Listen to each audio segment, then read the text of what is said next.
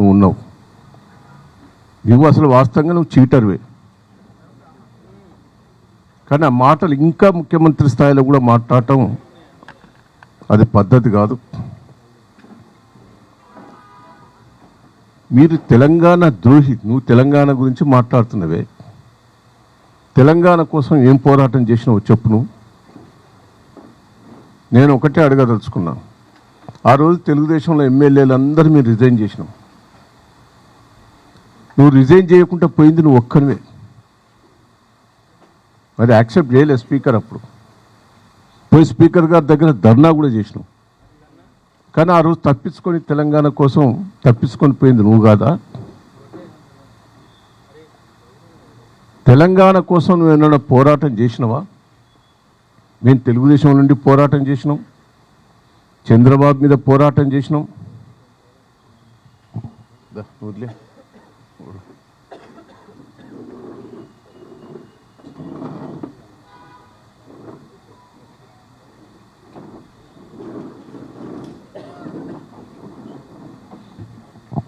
నువ్వు ఏ పోరాటాలలో తెలంగాణ సాధించా?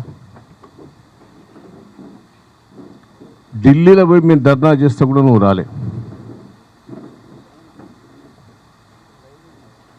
అంటే ఎన్లా నువ్వు పాల్గొనవు. నువ్వు ఈరోజు తెలంగాణ కోసం నువ్వు నీతులు చెప్తాను.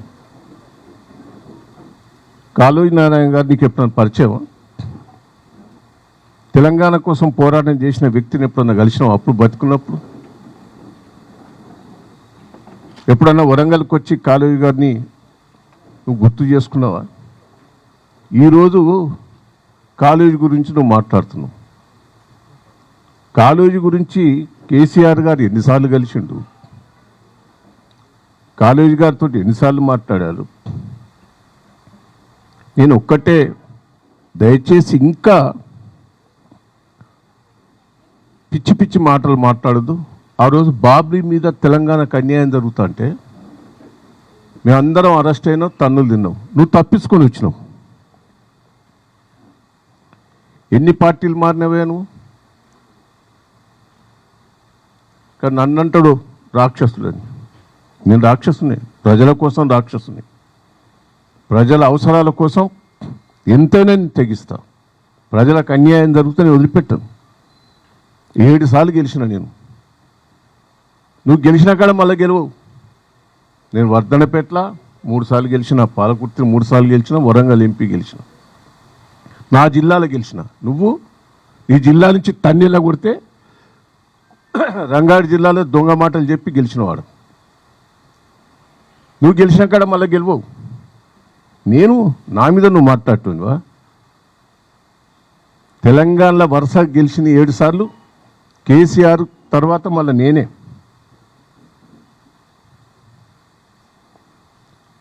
ఒక్కటే, ఇలా హరీష్ రావు గారిని, కేటీఆర్ గారిని, కేసీఆర్ గారు అనే హక్కు నీకు ఇక్కడదా? వాళ్ళు ఎప్పుడైనా ఓడిపోయినరా? ప్రజలు ఎప్పుడైనా తిరస్కరించిండ్రా? ఆయన వాళ్ళతో పిచ్చి పిచ్చిగా మాట్లాడుతావు. నేను ఒక్కటే నిన్ను అడగదలుచుకున్నా. ఏం చేసినావనే 1 ఇయర్ లోపట? నువ్వు మహిళల మీటింగ్ పెట్టావు. మహిళలకు ఏం చేస్తానో ఒకటి చెప్పు. నువ్వు ఏం చేసినావో చెప్పు. అవన్నీ కేసీఆర్ గారు చేసినాయి. ఆ చీరల కంపెనీ వాళ్ళ దగ్గర పోయి చీర బాగున్నది, బాగా తయారు చేసినావని పొంగిలేటో చీర కొనిచ్చావు ఎవరికి? ఆ చీరలు ఎవరి కంపెనీ ఎవరు పెట్టారు? అది కేసీఆర్ నాయకత్వంలో చీరలు తయారు చేసేది, మహిళలను ప్రోత్సహించింది కేసీఆర్ గారు. ఒక్కటే కాదు, పండ్ల రసాల కంపెనీ, ఎన్నో కంపెనీలు పెట్టించినాం మేము. అప్పుడు నువ్వు ఒక్కటనే పెట్టావు. ఆ సంవత్సరం లోపల మహిళల ద్వారా కోటీశ్వర్లు చెప్తావట. కోటీశ్వర్ అయ్యేది నీ బంధువులే, మీ తమ్ముడు, మీ అన్నలు, మీ అల్లుళ్ళు, మీ ఎంపుల కోసమే నువ్వు ఇప్పుడు కృషి చేస్తాను. మహిళల కోసం ఒక్కటైనా అనౌన్స్ చేసినావు?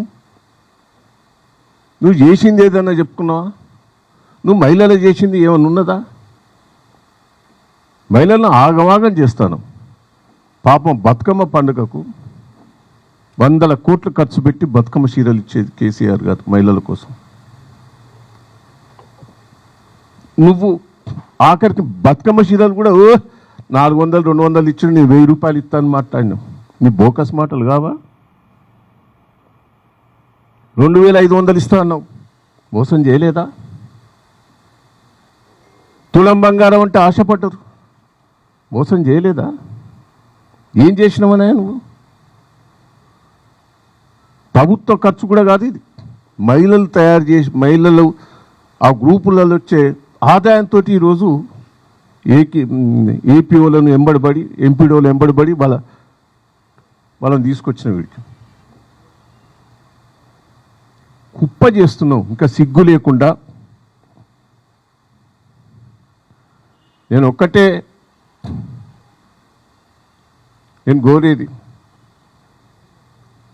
రాహుల్ గాంధీ డిక్లరేషన్ చేసిన దాంట్లో వరంగల్ నువ్వు ఏం ఇంప్లిమెంట్ చేసినావో చెప్పు.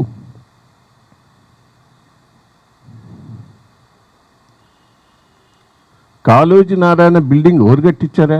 ఇక్కడ ప్రెస్ మీడియా వాళ్ళకి తెలియదా? అది కాంట్రాక్టర్ డిలే చేశాడు, ఆయన క్యాన్సిల్ చేసి కొత్త కాంట్రాక్టర్కి ఇచ్చాము మేము. ఇలా కాళోజీ నారాయణ బిల్డింగ్ తయారైన దాన్ని నువ్వు ఓపెన్ చేసినావు. పెండింగ్ కొంత బిల్లు ఉంటే ఇచ్చి మొత్తం నేనే చేసిన అని చెప్తాను. నేను మంజూరు చేసినావా?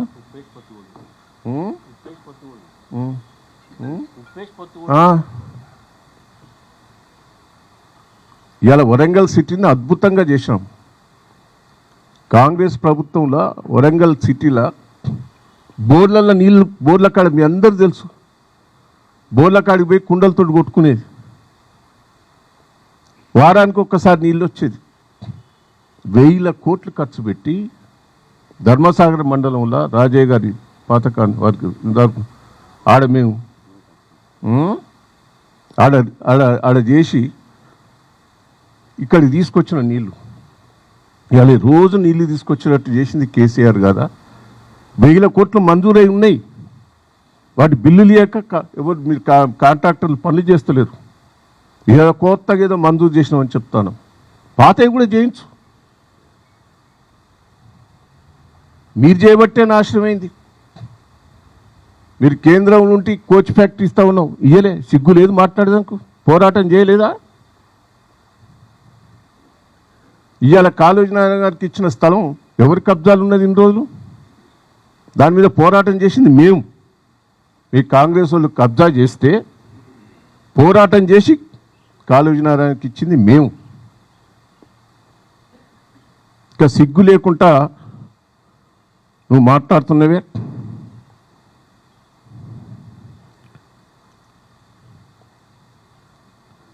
ఈరోజు కేసీఆర్ నాయకత్వంలో ఎన్నో కార్యక్రమాలు జరిగినాయి. నేను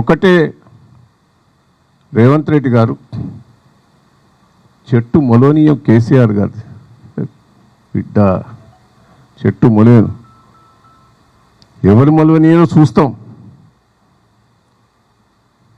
నేను కోరుతున్నా,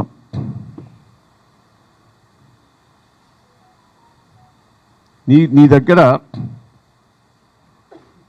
కాంగ్రెస్ పార్టీ మంత్రులు వచ్చారా? ఇలా సంవత్సరం ఉత్సవం తుమ్మల నాగేశ్వరరావు వచ్చారా? ఉత్తమ్ వచ్చాడా? మీ మంత్రులు ఎవరు రాలే? ఆఖరికి వరంగల్ జిల్లా ఎమ్మెల్యే మాధవరెడ్డి కూడా పాల్గొనలే. ఈరోజు ఉత్సవం, సిగ్గులేదు. నీ దాంట్లో నువ్వు కలుపుకోకపోతలేవు. వచ్చిన తర్వాత ఇక్కడ వరంగల్ ఉన్న కంపెనీలన్నీ పోతానే. ఆయన 6 కంపెనీలు తీసుకొస్తే ఇప్పుడు 2 కంపెనీలు వెళ్ళిపోయినాయి, మహేంద్ర ఇవన్నీ వెళ్ళిపోయినాయి. వాటిని కాపాడు, నువ్వు ఏదో కొత్తగా చేస్తున్నాని కాదు. నేను ఒక్కసారి రేవంత్ రెడ్డి గారు మాట్లాడిన మాటలు వినండి మీరు. అప్పుడేం మాట్లాడిండు, ఇప్పుడేం మాట్లాడిండు అని, ఎంత బోకరు అనేది మీకు అర్థమవుతుంది. ఒక చీటరు, ఒక బోకరు, ఒక ల్యాండ్ మాఫియా, నువ్వేదో కలిసి వచ్చి బోకర్ మాటలతోటి ఇవాళ ముఖ్యమంత్రి అయ్యా. ఒక్కసారి నువ్వు మాట్లాడిన మాటలు ఒక్కసారి నేను పెట్టవా? ఆ రోజు ఇందిరాగాంధీని ఏం మాట్లాడావు?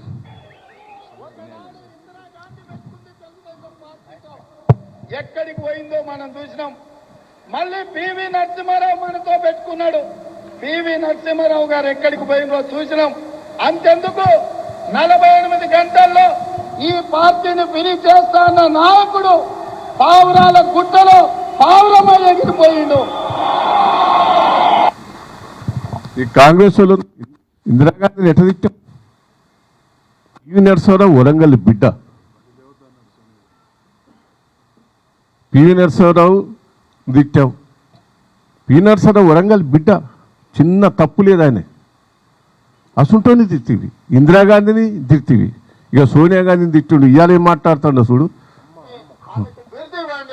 అప్పుడు సరిగ్గా సరిపోతుంది. ఆమె నైజానికి, ఆమె చేసిన నీచమైన పనులకు 1000 మందిని బలి తీసుకున్నందుకు ఈ పార్టీ వాళ్ళు చేసే పనులు కూడా తెలంగాణ ప్రజలకు కళ్ళగట్టినట్టుగా ఉంటది. చూసిందానా సోనియా గాంధీ గారు బలిదేవత. నిన్నేం మాట్లాడి అమ్మ అమ్మ అమ్మ అమ్మ సిగ్గు లేదు బిడ్డ. నిన్ను ఢిల్లీకి రాణిస్తలేరు. 30 సార్లు పోయిండ్రు. ఇంటికి కూడా రానిస్తలేరు. సిగ్గు లేదు నీకు? రాహుల్ గాంధీ నీకు అపాయింట్మెంట్ ఇచ్చిండా? సోనియా గాంధీ అపాయింట్మెంట్ ఇచ్చిండా? ఇంతవరకు మంత్రివర్గం ఇస్తుందని చేయను నువ్వు. నీకు ఢిల్లీలో అపాయింట్మెంట్ దొరుకుతలేదు. వీడికి వచ్చి ఉపన్యాసాల మీద ఉపన్యాసాలు దంచుతావు. నువ్వు తెలంగాణలో ఒక గంజాయి మొక్క బిడ్డ. కేసీఆర్ ఒక పెద్ద మర్రి చెట్టు, అది గుర్తుపెట్టుకో. ఎప్పుడో పీకి అవతల పారిస్తారు నీ మొక్కను. కాంగ్రెస్ వాళ్ళే పీకెత్తారు. నువ్వు కేసీఆర్ గారిని ఏం మాట్లాడినావు చెప్పు అంతకుముందు. ఇయ్యవే అంటే ఎందుకంటే 12 సంవత్సరాలు సుదీర్ఘమైన కాలంలో ప్రజల కోసం తాను కూడా చాలా కమిట్మెంట్తో ఎన్ని పొలిటికల్ క్రైసిస్ వచ్చినా కూడా నిలదొక్కుని దాన్ని ముందుకు తీసుకెళ్ళింది. ఆయన ఉన్నారు కాబట్టి ఎవరైనా ఇచ్చింది. అది అతిశయోక్తి ఏం కాదు, ఒప్పుకోవాల్సింది. అంటే నేను రాజకీయ నాయకుడికి ఒప్పుకోకపోయినా వాస్తవం మాత్రం అదే. సో మాకు ఇష్టం లేకపోవచ్చు, ఒక పార్టీలు ఉండి ఒక పార్టీలో ఇంపార్టెంట్ రోల్ ప్లే చేస్తూ నేను ఆ మాట అనకూడదు. కానీ ఈరోజు తెలంగాణ రాష్ట్రం వచ్చిందంటే చంద్రశేఖరరావు గారి కృషిని ఎవరు కాదనలే, నేను కూడా ఇంక్లూడింగ్. అంటే అది ఇక మనం వ్యక్తిగతంగా ద్వేషమో లేకపోతే ఆయన చిన్న చేసి చూడడమో లేకపోతే ఇక మనకు ఆ ఉద్యమం పట్ల అవగాహన లేకపోవడం ఏదైనా అవుతుండొచ్చు. అట్లాంటి వ్యక్తే ఏందా మీరందరూ ప్రెస్ మీడియా వాళ్ళు. సోనియా గాంధీని తిట్టింది ఆయనే, ఇందిరాగాంధీని తిట్టింది ఆయనే, కేసీఆర్ గారిని పొగిడింది ఆయనే. మరి వీడికి వచ్చి మాట్లాడినంటే బ్రోకర్ కాదా? దయచేసి మనం కేసీఆర్ గారు చేయబట్టి తెలంగాణ వచ్చింది, కేసీఆర్ చేయబట్టి డెవలప్మెంట్ అయింది. ఇలా తెలంగాణ రాష్ట్రం వరంగల్ జిల్లాకు నీళ్ళు వచ్చినాయి, కరెంట్ వచ్చినాయి. ఇంత అద్భుతంగా అయిందంటే ఆయన నాయకత్వాన్ని ఆయన ఎట్లా పడితే అట్లా తిడతాడనే. ఒక మాజీ ముఖ్యమంత్రి, సీనియర్ నాయకుడు, తెలంగాణకు కోసం పోరాటం చేసి ప్రాణాలు తెగించి పనిచేశాడు. ఆయన నా మాట అనడం ఎవరికైనా అది మంచిదా? చేయి, నువ్వు డెవలప్మెంట్ చేసుకోపో. ఎందుకు ఆ బోకర్ మాటలు? జైల్లో తోలుతాడట, ఇంట నుంచి రానియాడట. తోలి ఎంతమంది తోలిస్తావు? తోలి నువ్వు చూస్తావు. అది కూడా నిన్నే కాంగ్రెస్ వాళ్ళు తీర్తలేరా? నీ పరిస్థితి ఏందో నీకే అర్థమవుతలేదా?